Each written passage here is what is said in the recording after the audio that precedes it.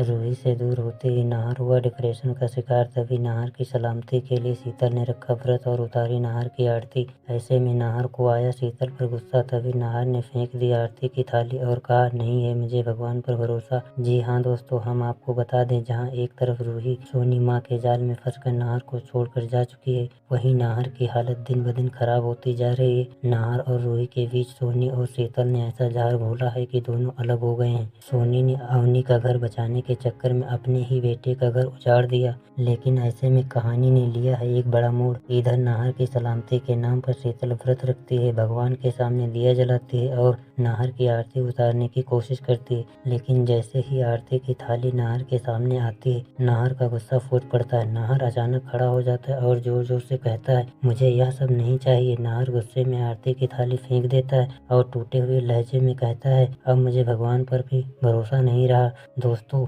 जहां एक तरफ रूही सोनी माँ के जाल में फंसकर नाहर को छोड़कर जा चुकी है, वहीं दूसरी तरफ नाहर की हालत दिन ब दिन खराब होती जा रही है। सोनी और शीतल ने नाहर और रूही के बीच ऐसा जहर घोला है कि दोनों हमेशा के लिए अलग हो गए हैं। सोनी ने अपनी बेटी अवनी का घर बचाने के चक्कर में अपने ही बेटे का घर उजाड़ दिया, लेकिन अब कहानी एक बड़े मोड़ पहुंच चुकी है। नाहर की हालत देखकर रतन से रहा नहीं जाता है और वह एक बड़ा फैसला लेते हैं। रतन सीधा सोनी से कहते हैं, सोनी जी, मुझे कुछ भी ठीक नहीं लग रहा है। रूही यूं ही अचानक नाहर को छोड़कर नहीं जा सकती। सोनी अपनी चाल चलते हुए कहती है, रतन जी, रूही नाहर के फैसले से खुश नहीं थी। वह नहीं चाहती थी कि नाहर इस बच्चे को अपनाकर शीतल से शादी करे। आप तो जानते हैं कि रूही कभी मां नहीं बन सकती है। सोनी की यह बातें सुनकर रतन के दिल को अंदर से चीर देती हैं। रतन समझ जाते हैं कि कहीं न कहीं नाहर और रूही के बीच कोई बड़ी गलतफहमी हो गई है। रतन सख्त लहजे में कहते हैं, सोनी जी, मैं रूही को एक बार फिर से घर वापस लेकर आऊंगा, तभी सच से पर्दा उठेगा। इतना सुनते ही सोनी के पैरों के तले जमीन खिसक जाती है। वह चाहकर भी रतन को रोक नहीं पाती है। इधर यह बात शीतल भी सुन लेती है। शीतल गुस्से में सोनी को बुलाकर कहती है, अगर रूही दोबारा इस घर में आई तो मैं चुप नहीं बैठूंगी। मैं तुम्हारी बेटी अवनी का घर बर्बाद कर दूंगी। दोस्तों, कहानी अब एक ऐसे मोड़ पर पहुंच चुकी है जहां नाहर और रूही की जिंदगी दांव पर लगी। अब सवाल यह है कि रतन जल्द से जल्द रूही को घर वापस लेकर सच से पर्दा उठा पाएंगे या नहीं। क्या रूही और नाहर एक बार फिर मिलकर इस तूफान का सामना करेंगे और क्या शीतल, सोनी और रोमिल अपनी काली करतूतों की सजा पाएंगे या नहीं। अगर आप चाहते हैं कि तीनों को सजा मिले और रूही और नाहर एक हो जाएं, तो कमेंट में जरूर लिखिएगा। ऐसी ही इंटरेस्टिंग वीडियोज को देखने के लिए हमारे चैनल हॉस्पिक4 कार्टून को सब्सक्राइब जरूर करें।